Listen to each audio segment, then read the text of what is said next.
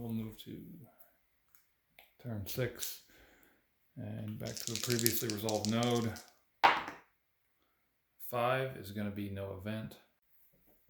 And because there is an event counter there, we don't roll for an event. And we will move on to turn 8. I'm going to use an intel, get into that tracking node, and 3+ for an event. And we've got one. So let's roll on the enemy presence table. Ooh, we get a 6. It's going to be a Class A event. Is 4 soldiers. Before we do that, let's roll for battle drones. No battle drones.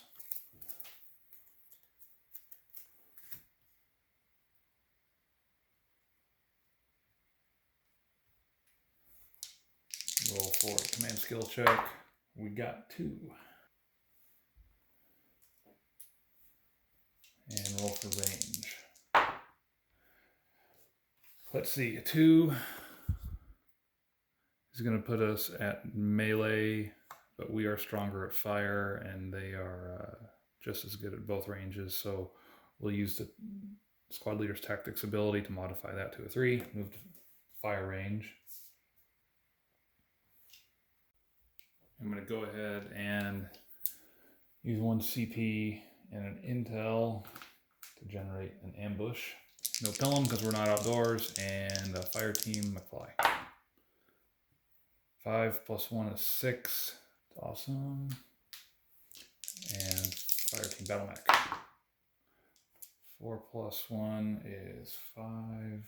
We'll use this to generate 1 more hit via support order. So that's 2 hits. And heavy weapons Mario with an anti-vehicle. Attack. Ouch. Miss. So that will be 1 ammo down since he has no modifiers there. And fire team Enzo with a fire skill of 3. 5 + 2 is 7. That's worth 2 more hits. And a fire skill of 4. 5 + 2 is 7 again. That is 1 hit.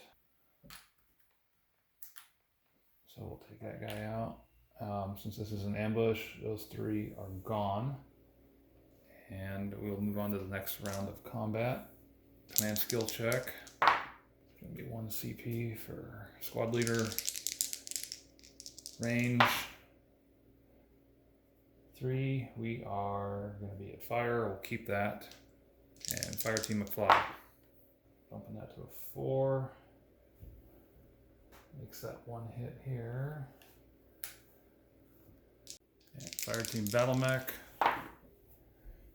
It's going to be 1 hit. And right now all we're doing is making sure we're not expending ammo. That guy's obviously dead. Alright, Pirate Mario will do a vehicle attack. Hit this time. Let's see if we got higher than a 1, so this guy is gone. And Sniper Enzo with a fire skill of 3. That's going to be 2 hits. Do modifiers and fire skill of 4. That's 1 hit. Okay, this guy obviously dead. No return fire. Didn't need that command point. And now we have an event on this node here, and we can move on to turn 8. All right, so technically in the last battle, I could have used Pilum. You can't use the Pilum if you're moving from a non-outdoor node to an outdoor node. You can't use it to resolve. So had that been like an advance or a something the Pilum is good at as a skill in pilot, I wouldn't have been able to use the Pilum. But once you resolve the node, you're considered reunited. So I could have used the Pilum, ended up not needing to. Let's just say it didn't make it there in time. So we are reunited with the Pilum, at least temporarily, but I don't think we might be largely done with it. So we can't use it here. We can't use it here. We can use it there if needed. And that's about it. All right, Demolitionist is going to come into play here at the beginning of turn 8 as we try to blow our way into this mission-specific node. All right, and Noir has a skill, a demolition skill 3. Okay, that is a big 0, so we will move on ahead to turn 9. I'm not going to roll for command point. I don't care to move stealthy right now and prolong this, and I'm not going to worry about moving fast. Oh, the run order doesn't even apply because it applies to advance only, which that is not. Turn 9, Demolitionist yet again. 6. All right, Mr. Noir got us 2 success levels, and we are going to move to turn 10. Try again. Okay, 5 gets us 1. Move back to, now we're on turn 11. Try again. Okay, that was enough to do it. So our demolitionist pulled through. Now I could have brought a demo charge resource in lieu of a medkit or an intel, but I wanted all of those with me, and we could have used an intel to get 2 success levels automatically. So anyway, just went with Demolitionist and his skill there. Now let's roll for an event. Hopefully we get less than 4. We're hitting the combat here. Enemy presence table 2. Should be 2 soldiers. Now we will roll for command skill check. Oh, sorry, this is for battle drones. Less than 5, so no battle drones. Now we'll roll for command skill check. 6, that worked out. That's 2. And range. 5 is fire range. Let's go ahead and start shooting. So again, no Pilum. So we'll start with Fire Team McFly. 2 plus a modifier of 1 for being a veteran is 1 hit. Fire Team Battlemech. That's going to be 1 hit as well. Heavy Weapons Pirate. I will use his anti-vehicle attack. We'll use a support to bump that to a 2, even though that's still a miss. I just don't want to lose any ammo. And Fire Team Enzo. The fire skill, fire skill 3, but the modifier of 2 for the sniper and advanced training is enough to apply 1 hit. That is not an anti-vehicle. And the fire skill of 4 for second attack. 6 plus 2 is 8. That's actually 2 hits. Those guys are dead, but they do get to return fire. Fire skill of 4, that's a miss, and the second mercenary soldier, again a miss.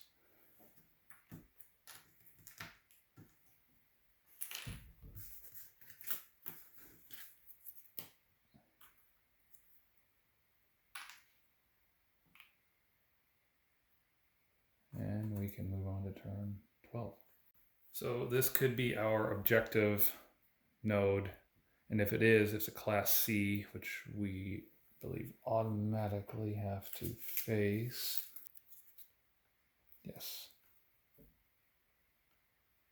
If that is a C node, it's potentially pretty tough. It's only an advance of 3 to enter, so I'm going to try to use see if I can get a command point generated and go to a stealth move. That'll allow us to subtract 1 off of our die roll in the enemy presence table. And one more thing I've been forgetting to do, and this has only been about the last 6 turns. He got wounded on turn 5. I have had Buffy Donnelly, the medic, with us, and every turn during node resolution, she can use her treatment skill. Any unit she tries to treat cannot participate in a node resolution, but we haven't been doing that anyway because all of our advanced skill checks, which is what heavy weapons could be doing. Actually, he doesn't even have an advanced skill. So We'd been rolling every turn for the last 6 turns to get a 3 or higher for her to treat that wound. 1, 2, 3. Okay, so she would have actually been able to treat 2 wounds had he had 2 wounds, but been meaning to illustrate the use of the medic there and really haven't needed to and then forgot about it. So I think she's also carrying a med kit and we have not used one either. So we can use it during a future combat or if we get hit with a trap. So we are on turn 12 and let's generate CP. That's going to be 2 command points. Get that one later in there. So again, we're going to use this, one of these 2 command points for stealth mode. Apply -1 to all enemy presence table random number generations. All node requirements are increased by 1. So this becomes a 4. And let's go ahead and no Pelham here. Advance with Fireteam McFly. That's 1 success level. Now with Battlemech Murph. Excellent. That is 2 success levels due to his, I guess his runner skill didn't come to play. But we can go ahead and use our last CP to bump this. He's got a modifier of +2, which takes that to an 8.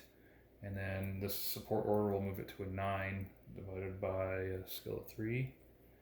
Is worth 3 points. 3 success levels, so that's the 4 we need.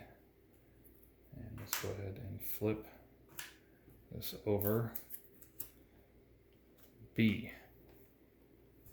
That's it. Auto C and +2 experience if we succeed. This is our objective. Now we can roll on the enemy presence table. For Class C event, we'll subtract 1 because we were in stealth mode. 5 becomes a 4, so that actually didn't do anything to us. We are still with 3 soldiers, 1 sergeant, and 1 assault. Well, so there's 1 sergeant and 1 assault. These guys over here, tough guys, and these are soldiers. And let's get a couple of the easy rolls out of the way first. No roll for battle drones since this is a Class C event. And let's roll for command skill check. Nice. That is 7 divided by a skill of 3 is 2 command points. And we're probably going to take advantage of an ambush here. Or utilize an ambush. And let's check our range. 4. There's going to be fire. Let's think about that for a minute. Okay, here's the plan. We're going to stay at fire range because that's where we are stronger at. There's not a whole lot of difference between these 2 here. This guy's a little bit better at fire and this one is a little bit better at melee. This guy has armor piercing. This guy does not, but gets a +1 AP when rolling at any range. So we're going to stay at fire. It means our specialists cannot attack. They don't have the fire skill. They do have melee skill, but since we are stronger at fire, that's where we're going to stay at. I am going to issue 2 orders here. One is for an ambush. So that'll cost us another intel. And then we are going to, for this ambush, starting with the ambush, where is our intensive fire? At the start of combat, spend 1 ammo counter. And of course it costs 1 command point. All fire melee attacks gain a +1 for the remainder of the turn.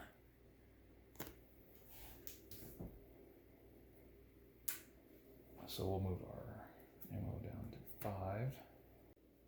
All right, now before we actually roll for the attack, the intensive fire order does not benefit heavy weapons pirate and his anti-vehicle skill, but it would benefit his fire range attack. So do I risk whiffing the anti-vehicle attack or getting a hit, but rolling 1 where it's not a fatal wound, or go for the more likely multiple hits, but probably still not going to get 8. A score of 8 on the dice, which would be enough to eradicate him in 1 hit. We'll see how it plays out here. So no Pelham, obviously, since we're not outdoors. Fire team McFly, fire attack. Now he gets everyone gets that +1 AP for intensive fire. That was a really crummy roll. That's actually a 0. +1 for being a vet. +1 for the intensive fire is a miss, but no ammo depleted. Okay, Battlemech. Fire team Battlemech. 3 + 2. That's only 1 hit.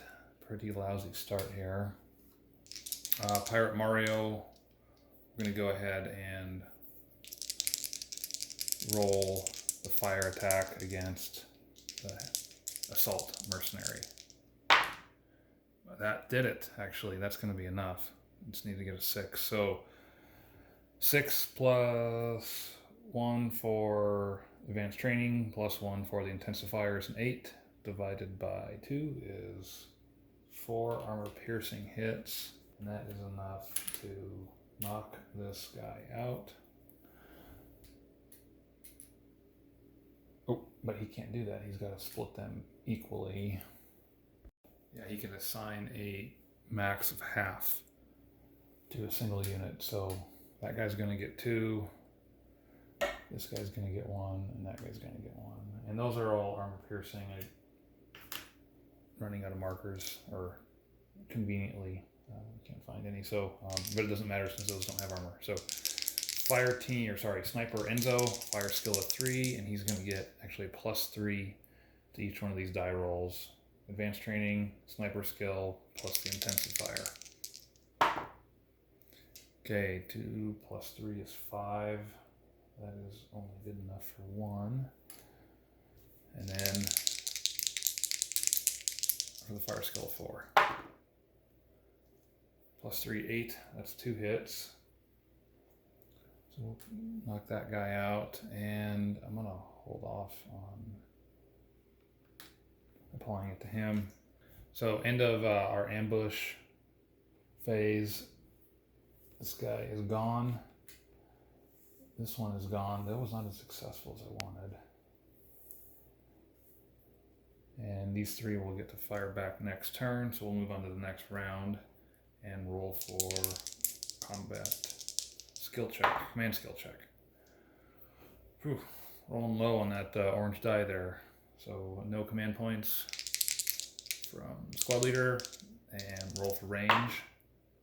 Roll that one again. 2, it's going to set us at melee, but we will bump that to, using the squad leader's tactics ability, we're going to bump that to fire, which is handy because this guy is worse at fire. So we'll stay at fire there. This stuff goes away. And fire team McFly. +2 for intensive fire, plus being a veteran. That's 2 hits. 1, 2. And fire team Battlemech. 2 + 4, 6. That's 2 more hits. So 1 here and 1 there. Now we'll roll for the armor. On a 4+, it negates. So that wound sticks. And heavy weapons team Mario. Let's roll for sniper Enzo first. Okay, 6 + 3. That's going to be 3 hits. 1, 2, 3, and let's roll for armor. Okay, so that was blocked, and now fire skill of 4 +3. That's 1 more hit. Let's see if we can take that guy out for sure. Nope, armor blocked it. And heavy weapons, Mario. Let's go with the anti-vehicle skill. All right, whoa, 2 AV hits. One here and one here. Okay. Left to right, Assault Mercenary. Let's give it 2 or higher. He's gone. So armor does not help against anti-vehicle. Armor on the unit has to be a unit with structure points. Okay, now we'll roll for this other mercenary soldier. That guy's gone as well. All right, mission accomplished. Oh, well, we got to roll for return fire here from that guy. And a miss. All right, special node B is complete.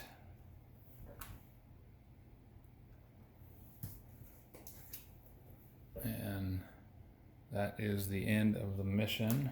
So this went a lot easier than I thought. Brought him along for one purpose, for Demolitionist, Noir. He was able to succeed pretty quickly. It took, I think, 4 turns to get through that demo node, which we had plenty of time. Buffy, we used the medic Buffy Donnelly. We used a Stratops card to bring her, and that ended up being completely unnecessary. We only actually sustained 1 wound, which she healed with her skill. Didn't need any of the med kits. So that ends up bringing her along, cost us a victory point. Had we just saved her card, we would have had an extra point here, but that's okay. This is the best I've ever done playing a Space Infantry campaign, 5 missions into an 8 mission campaign.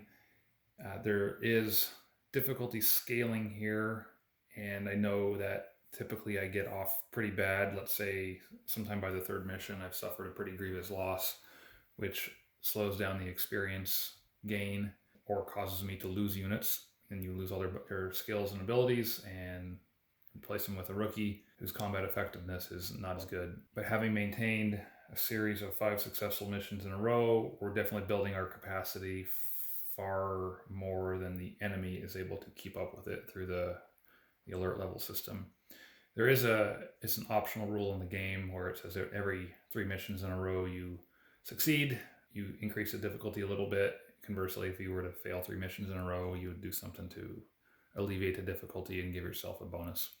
We have 3 missions left, and I'll count up the points here and experience and get back to you. All right, the VP total for the mission came out to be 6. It's 3 for success, 1 for finishing before turn 14. And there's 2 points for not spending 4 resources, total of 6. And then 3 experience points for all of the units. Bonus 3 experience points, 2 for defeating that node, and 1 the normal bonus one we get. I gave all 3 of those bonus points to Sniper. Enzo, goal is to have him get that 4 skill down to a 3 for both of his fire attacks. All right, that's the end of mission 5.